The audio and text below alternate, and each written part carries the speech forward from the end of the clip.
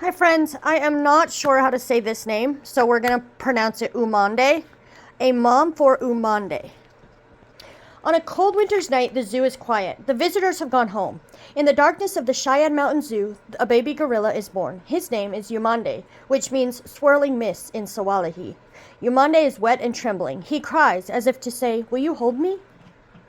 But Quisha, his mother, doesn't. Several other gorillas come near him, but no one picks him up.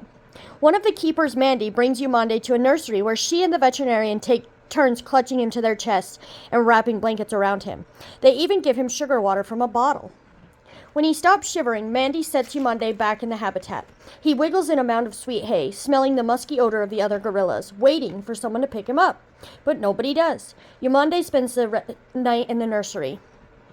During the day, two more keepers, Heidi and Debbie, take turns holding him up to a mesh wall, separating him from the gorilla area.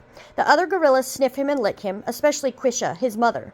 She even comes when he cries. But when he's put in the area with her, she doesn't pick him up. Quisha is too young. She's never seen another baby gorilla, and she doesn't know what Umande needs. So the keepers act as Umande's mom. 24 hours a day, 7 days a week, they teach him to be a gorilla. Every day, Debbie takes him into a small habitat. She walks on her hands and knees like his mother would and carries him on her chest. He has to hold on tight to keep from falling. She grooms him by removing imaginary dirt and bugs from his fur, his eyes, and even his nose.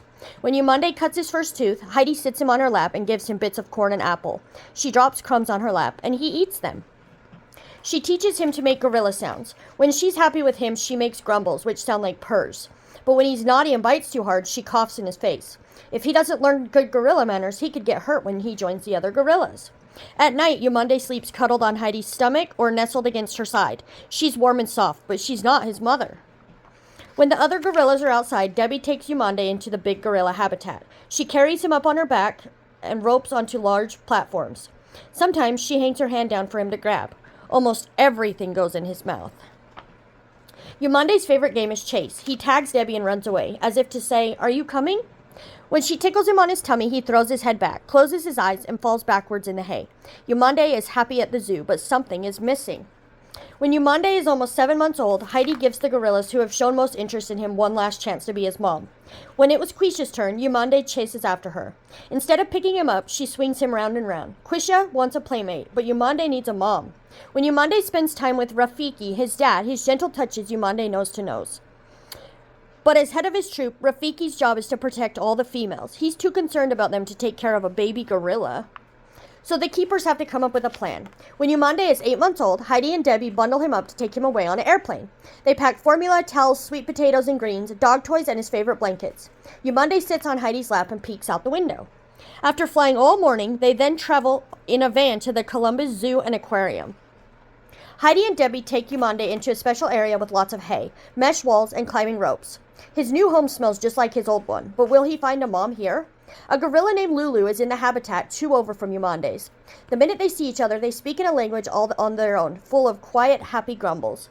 Umande has to be separated from the other gorillas to allow Umande time to get acquainted with his new home. But every day, he goes into the mesh with Barb, his new keeper, and looks at Lulu.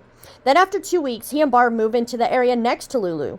Umande and Lulu touch fingers through the mesh. They even build nets across from each other, but they can't be together yet. Finally, after 4 weeks, Lulu and Umande are put in the same habitat. They touch and smell each other. Lulu, being very experienced mom, picks him up carefully. They play peekaboo games under the blankets. They play with boxes. When Barb walks by, Lulu scoops Umande up and shows him off. When it's time to eat, Umande perches on Lulu's head to take his bottle.